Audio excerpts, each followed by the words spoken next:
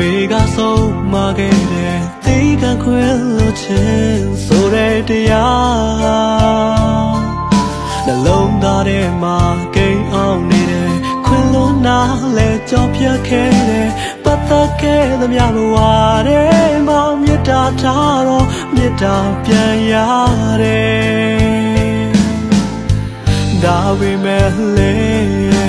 ငါချစ်ခဲ့တဲ့သူတယောက်တော့ပြန်ရခဲ့တာအသေးခွဲရခြင်းပဲ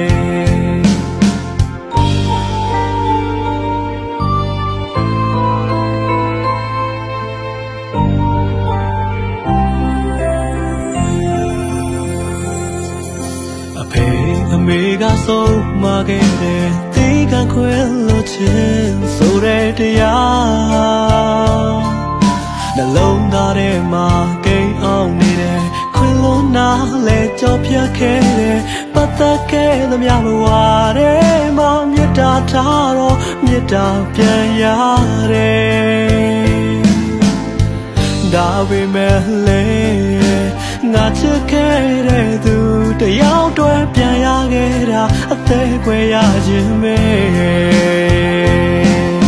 ခဏခဏညာတာပေးတယ်ခဏခဏရှော့ပေးတယ်ခဏခဏမင်းကိုခွင်လို့ခဲ့ပါတယ်